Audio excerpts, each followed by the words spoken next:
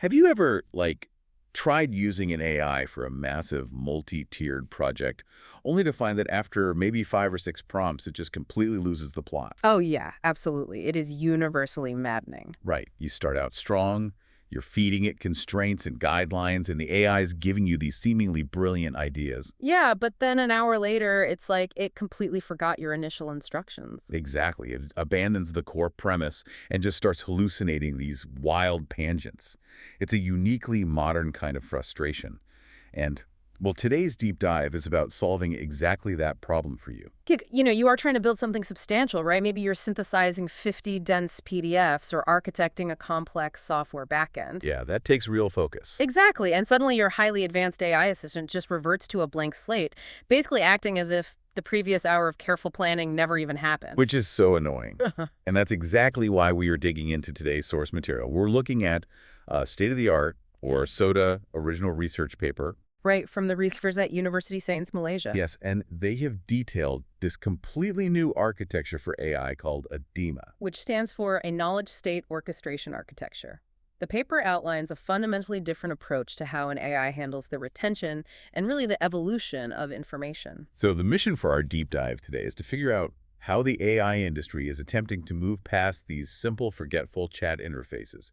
We are looking at how they are building what are known as AI orchestrators. Right, orchestrators, not just chatbots. Exactly. These are systems designed specifically for long-horizon knowledge synthesis. They're meant to run for hours or even days without losing their conceptual fitting along the way.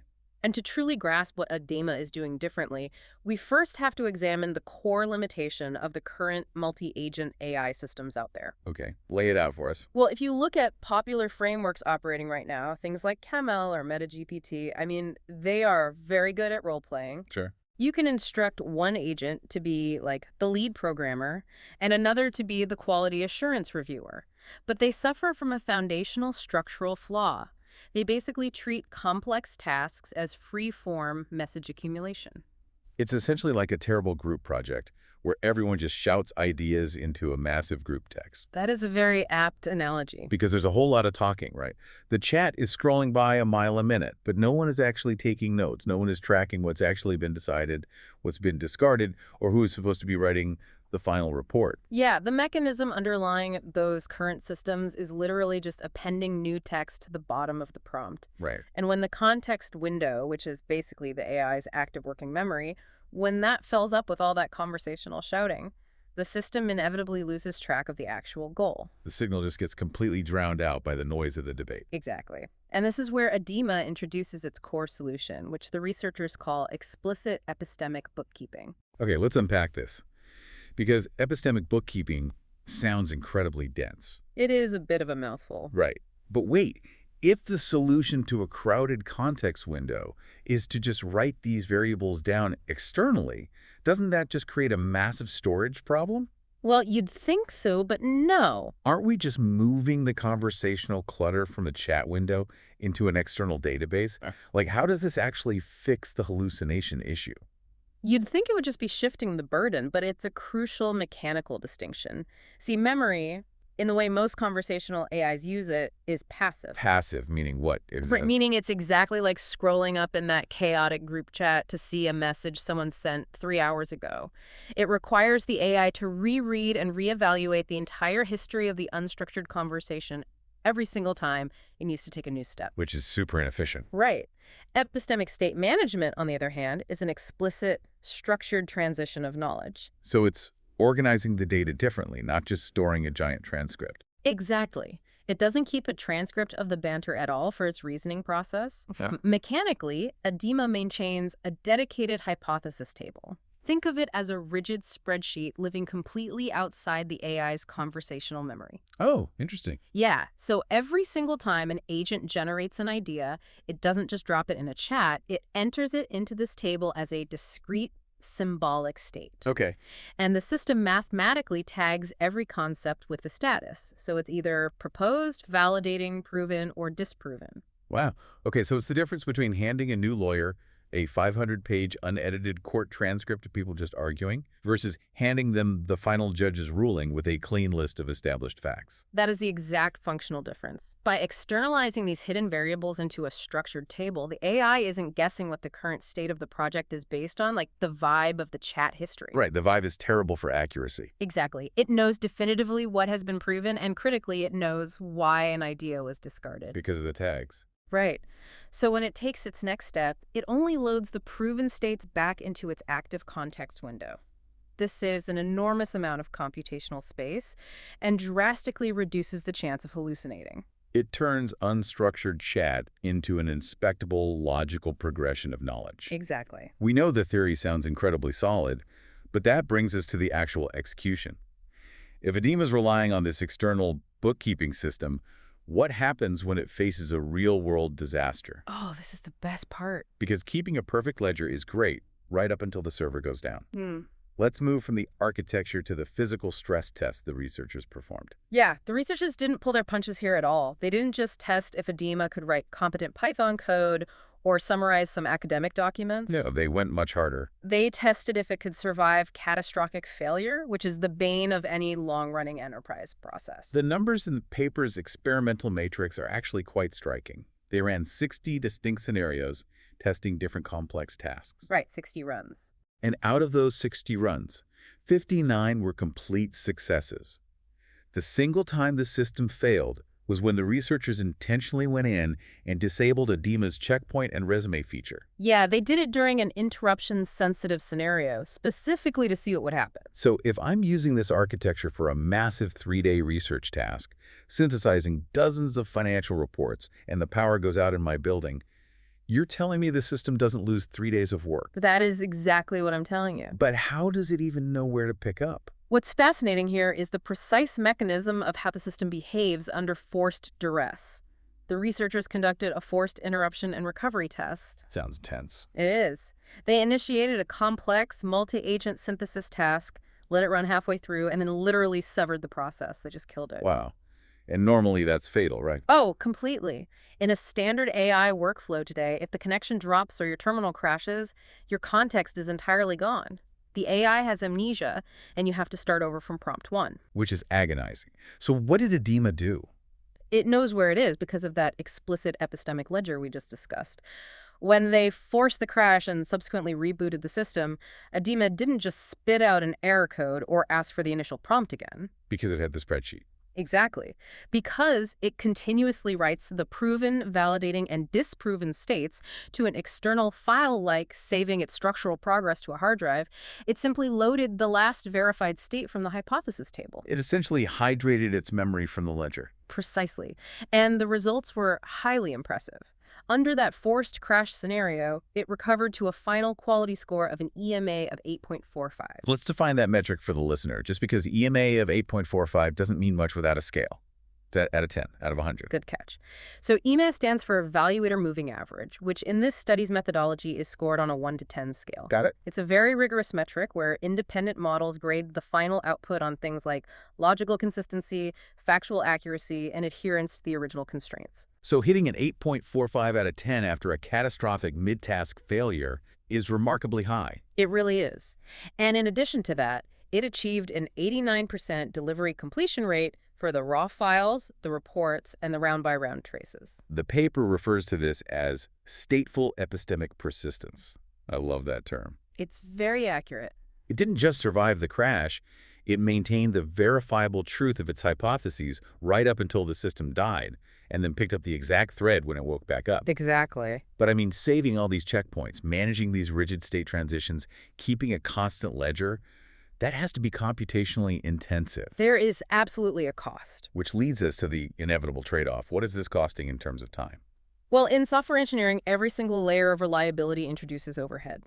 And the runtime data in the study makes the cost of this architecture very, very transparent. The data is glaring, honestly. When they ran the full multi-agent system, meaning the complete ADEMA architecture with all its bookkeeping, it took a mean runtime of 916 seconds to complete the benchmark tasks. Right. But when they ran a simple, single-model baseline doing the exact same task, it only took 292 seconds. ADEMA is taking over 3 times as long to do the job. It requires 3 times the chronological duration to finalize the output, yes, because that constant writing to the external ledger and validating states, it all takes clock cycles. Here's where it gets really interesting, though, because I look at that 916 seconds, and I don't see a slow AI. I see it like paying the project manager tax. The project manager tax, I like that. Think about a major corporate engineering project. If you let a group of developers sprint with absolutely no oversight, they move incredibly fast. Oh, they fly through the code. Right. But if you assign a project manager, the project suddenly moves slower. You have status meetings, you have to write documentation, you have to log your progress in Jira, you have risk assessments. You pay a tax in speed. Exactly. But you actually get a usable, functional, documented deliverable at the end instead of a chaotic mess of code that nobody understands. The underlying logic of that analogy holds up perfectly against the paper's horizontal baseline comparison. See, the researchers tested ADEMA against another framework called AutoGen. Which is super popular. AutoGen is a very popular multi-agent system, and historically, the industry has really prioritized these blistering speeds because they make for great consumer demos. Right. A fast response feels like intelligence to a casual user. Exactly. And in their tests, AutoGen blazed through the complex tasks in just 130 seconds. Wow. 130 seconds versus 916 seconds. I mean, if I'm an enterprise user looking at a dashboard, AutoGen looks infinitely more efficient. On the surface, yes. But here is the critical caveat that validates your project manager tax idea. AutoGen finished in roughly 2 minutes, but it produced 0 checkpoints along the way. 0. It produced 0 executable artifact files. It produced 0 documentation of its reasoning. Oh, wow. And when the researchers subjected AutoGen to the exact same crash test we discussed earlier, 0 out of 3 runs were able to resume. It just completely failed. The context was completely irrecoverably destroyed. So it sprints to the finish line, leaves absolutely no paper trail of how it got the answer, and if a server hiccups, the entire run is dead. The researchers conclude that the extra time ADEMA takes is the necessary cost of governed synthesis. Governed synthesis, that makes a lot of sense. Yeah. The AI industry has sort of conditioned us to expect sub-second latency for, writing emails or generating recipes. But for enterprise-grade orchestration, you must trade raw speed for evidence richness and recoverability. It's the difference between someone shouting an answer at you as they sprint past your desk versus someone sitting down doing the complex math, showing their work step by step, and handing you a bound, cited report. Exactly. I definitely know which one I'm trusting to run my business. And that question of trust how we know the math is actually correct, that leads directly into the mechanisms ADEMA uses to govern the quality of the work being done during those 916 seconds. Because we've established that ADEMA accepts a slower speed for high-quality, uncrashable output. But how does it mechanically verify that the ideas its so-called scientist agents are coming up with are actually valid? Right. How do we know they aren't just taking a long time to make up bad ideas? Exactly. The paper highlights 2 supporting mechanisms here: heterogeneous, dual evaluator governance, and dynamic reputation. So let's break those down mechanically, starting with the dual evaluator system. I want to push back on this concept right away, actually, because the paper says ADEMA uses a primary evaluator and a secondary evaluator to judge the hypotheses. Right. We already know this system is computationally heavy and slow. Why do we need 2 different AIs grading the homework? Doesn't spinning up a secondary evaluator just burn through our token budget and slow the processing down even further for redundant oversight? It definitely appears redundant until you look at the phenomenon of model bias. Model bias. Yeah, large language models have inherent preferences based on their training data. So if you use a single model family, let's say you have an OpenAI model generating the hypotheses, and another instance of that same OpenAI model evaluating those hypotheses, the evaluator will inherently prefer its own mathematical style of reasoning. So it basically grades its own test and creates a logical echo chamber. The data supports that entirely. By enforcing heterogeneous dual evaluators, which means mechanically requiring one evaluator from one model family, perhaps an anthropic model, and a secondary evaluator from a completely distinct model family, like a Google model ADEMA forces cross-model consensus. How does that actually work in practice, though? Does one have veto power over the other? They both independently score the proposed state in the hypothesis table. If the primary model approves an idea, but the secondary model rejects it based on logical flaws, the consensus fails. Oh, so it just bounces back. Exactly. The idea is pushed back to the generating agents for refinement. It enforces what the authors call trajectory discipline. It's like getting a second opinion from a doctor who went to a completely different medical school. That is a great analogy. Because they don't share the same underlying assumptions, so if Yeah. they both agree you need surgery, you probably actually need surgery. That is a very solid way to conceptualize it. And that rigorous evaluation ties directly into the second mechanism, dynamic reputation. Right, the reputation system. See, the ADEMA architecture doesn't just passively accept input from all of its generating agents. It actively tracks which specific agents are proposing ideas that successfully pass the dual evaluators and which agents are failing. So if one specific agent is consistently making weak contributions, or, I don't know, just agreeing with the group without generating new variables, what does the system do? It performs what the researchers call dynamic replacement. It actively downweights the underperforming agent's influence, strips its speaking budget in the context window, and ultimately replaces it. That is ruthlessly pragmatic. It literally fires the AI agent for poor performance to save on the token budget. It is an economic necessity for long horizon tasks, honestly. And they prove the value of this in a specific methodology called a targeted microablation experiment. Let's quickly define ablation for the listener, just to be super clear. Sure. In machine learning, an ablation study is basically like removing parts of a car engine one by one to see which specific part makes the car run fast, right? You turn off a feature to measure how much you actually needed it. Exactly. So they ran the full ADEMA system with the dynamic reputation governance-enabled tracking and firing underperformers. Then they performed an ablation by turning that feature off, forcing the system to give equal computing time to every agent regardless of their performance. Oh, that sounds like a mess. What happened to the metrics when the firing squad was disabled? The system suffered on two major fronts. First, the final quality score dropped because the debate was cluttered with redundant or low-quality proposals. Makes sense. But more importantly, the financial cost went up. Because the system couldn't mute the underperforming agents, it just wasted tokens processing useless chatter. The optimized run with dynamic governance cost about 9 cents per task. The ablated run cost 11 cents. Now, to the average person, a 2-cent difference sounds completely negligible. But you have to scale that architecture to the enterprise level. Right. If you are a massive corporation running an orchestrator handling tens of thousands of complex synthesis tasks a month, firing underperforming subagents isn't just a quirky feature. It saves a massive amount of active context budget, keeps the project logically on track, and drastically reduces your aggregate cloud computing bill. So what does this all mean? We've covered explicit epistemic bookkeeping, surviving catastrophic server crashes with stateful persistence, trading speed for the project manager tax, and enforcing quality with dual evaluators. We have covered a lot of ground. Let's bring it all together for you listening. If you are someone using AI right now, whether you're attempting to write a massive code base, synthesizing vast amounts of medical literature, or managing complex logistics, this research is essentially a roadmap. It's telling you that the future of this technology isn't just about achieving faster text generation speeds. If we connect this to the bigger picture, it fundamentally changes what we should expect for machine intelligence. The era of treating an AI like a fast-talking oracle is ending. True knowledge synthesis is only valuable when the process is inspectable, verifiable, and recoverable. You want an AI tool that operates like ADEMA, a system that produces raw, usable artifacts, a system that maintains a rigorous, verifiable chain of evidence for every single logical leap it makes, Yes. and most importantly, a system that can take a physical hit like a server crash without making you tear your hair out because it forgot the last 3 days of work. You want the organized ledger, not just the chaotic group chat transcript. You really should demand structural accountability from your tools. If an AI gives you a complex answer but cannot point to the specific logged steps of how it proved and disproved competing variables to arrive there, it isn't reasoning. It's just guessing. Exactly. It is just guessing with algorithmic confidence. Which actually leaves me with a really lingering thought based on all of these mechanisms we've discussed today. We've spent this time exploring how remarkable it is that an architecture like ADEMA can maintain these strict epistemic states. Right.